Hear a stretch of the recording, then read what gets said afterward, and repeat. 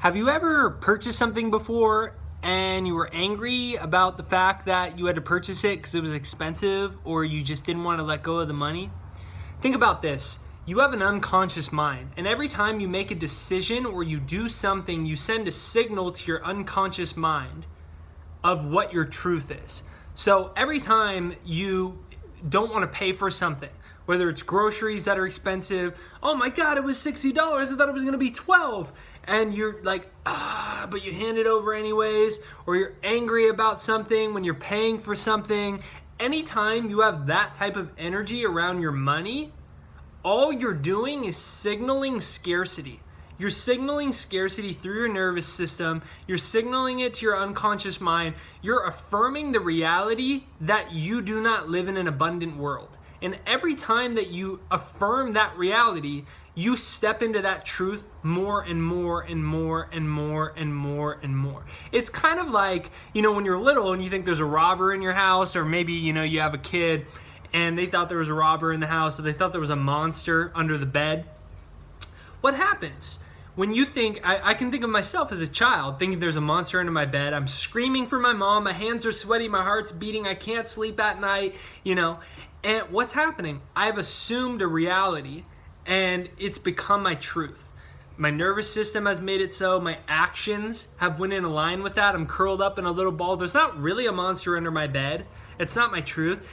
Or you think there's a robber in your house and you're standing behind the door with some object you're going to throw at the robber or something like that. But the robber's not even there. Maybe even call the police like I did one time. I called the police one time when I was younger. I thought there was a robber in my house.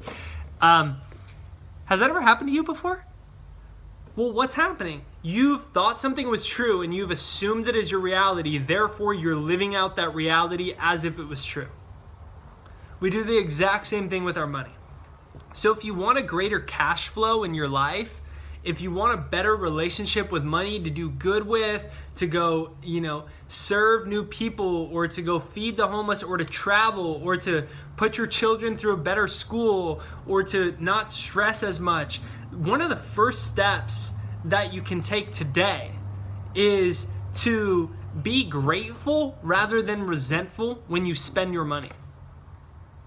So when you notice yourself, when you catch yourself doing that, you can just be grateful, and you can literally even say to the cashier, I'm so grateful that I'm able to pay for this today. You say that to yourself.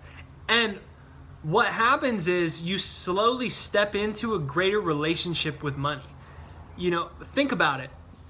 If you have a child or you're in a romantic relationship, and whenever you're around that person, you think resentful or angry thoughts around the experience, slowly that person is going to distance themselves from you, right? That's just what happens. It doesn't matter who it is. If you are angry and resentful around the experience, that person will slowly distance themselves as a protective mechanism to stay away from you. Money does the same thing. Every single thing in the world is either coming to you or running away from you. They say money has ears and they'll hear it if you call. But money has ears, and if you're resentful every time you spend it, it will walk the other way. And so what I invite you to consider is a practice you can start today is quite simply starting to be more mindful of every time you're making purchases. And notice just how your relationship with it changes. Because a lot of times when we're buying something, right, we think we don't have any money, right? Or that's the story we tell ourselves in our head, right? The reality is you probably do have money. You might not have as much as you want. You might only have $200 in your bank account, or $1,000 in your bank account, or $10,000 in your savings, but you do have money. And you probably are doing better than you want to tell yourself. Just based off of the simple fact that you have internet at this very moment, you have either an iPhone or a smartphone or some type of a computer that you own or that somebody loves you enough to let you use, and you probably have a car, or you have legs to walk, or you have money to call an Uber to get you there, you're probably in a better financial place than you think. Now, you may not be even remotely close to where you want to be, but have you noticed that a lot of your stories around money are exaggerating the truth? I have no money. I have no money. When in reality, you just bought something. You just bought a $4 latte. You just went to the grocery store and bought that. You just went out to eat for lunch when you didn't need to go out and eat for lunch. You just cooked some amazing meal at home. You just turned on the gasoline and you had the money for the gas to pay the gas and electric bill. You have the electric, the money for the electric bill to light your house. You have the money to pay the rent. It may have been stressful to pay the rent, but a lot of our thoughts about money cause more stress than money does itself. And so what I'm inviting you to do is quite simply starting to change your relationship with money. Instead of looking at it like this elusive, ever-fleeting object that you can never quite get enough of it, instead of looking at it like this stupid piece of paper that you don't really want but that you have to use because you live in a capitalistic society and da-da-da-da-da-da-da-da. It's this beautiful tool. It may not be the best thing in the world, but it's the best thing that we have right now. It's a lot better than using cattle. We used to use cattle. Instead of money, instead of paper or plastic, we used to use cattle. That was currency a long time ago. If you had a bunch of cattle, you were rich. But think about that. Imagine if we had cattle. Imagine if you had like 13 cows in your bedroom.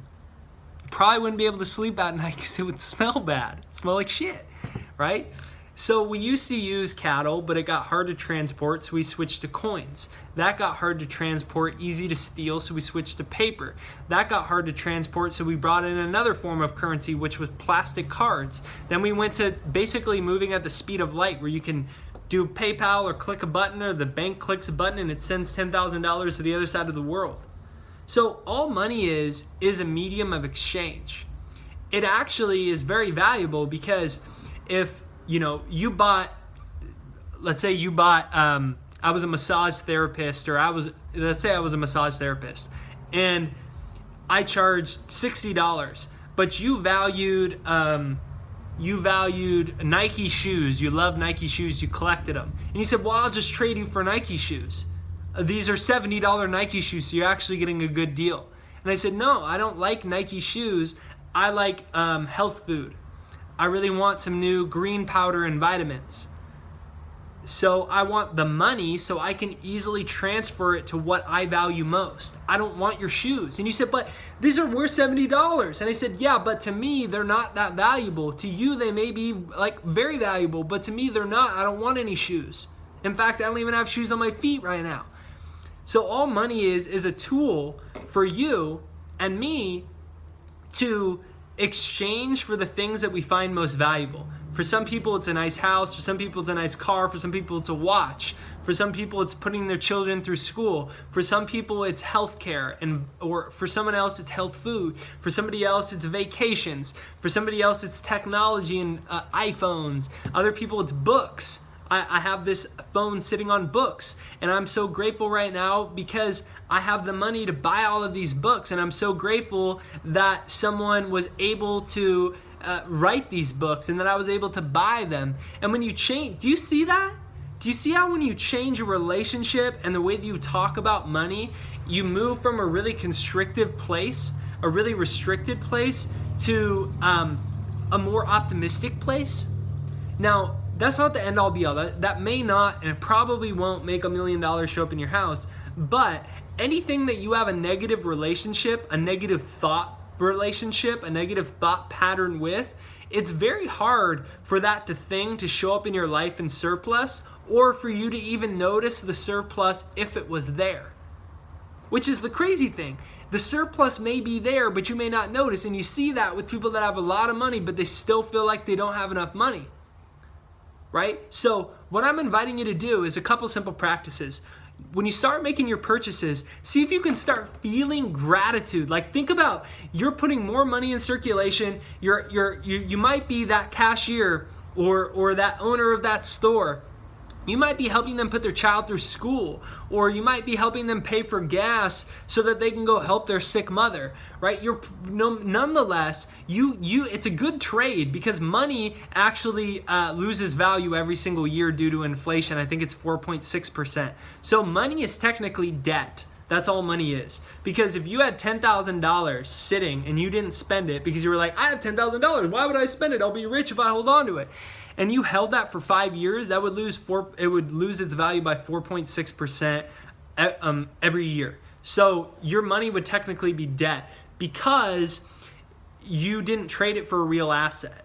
So you actually get a really good deal. You get paper and you can trade that paper for a real tangible asset.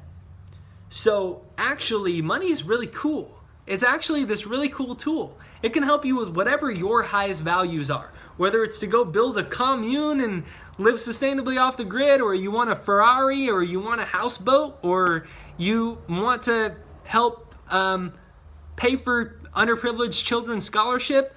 Money, the more money you have, the more good you can do with the world. And the better relationship you have with money, simply the less stress you'll cause in your life. Quite simply. And so the practice is, see if you can start feeling gratitude and joy for the fact that you can spend the money. Even if your mind wants to tell you don't have much money for your basic purchases that you're making. See if you can bring joy and gratitude into that experience. And start bringing to awareness when you notice a negative thought pattern with money. And just like if you had a girlfriend that you always had a negative thought pattern with, that you always felt resentful when you were in experience with, and that girlfriend would leave you, money will slowly walk away and you won't be able to notice the abundance Morse printed every single day. And you have this beautiful opportunity to take paper and trade it for the things that you value most. If you dig this video, make sure you press subscribe. There's a bell notification in the corner. I'm Jake Ducey. You can head to jakeducey.com for more. Hope you have a beautiful day. If this speaks to you, comment below with one way you're going to start to strengthen your relationship with money. I look forward to hearing how you create more peace, joy, love, and happiness in your life. Have a beautiful day, and I'll talk to you soon.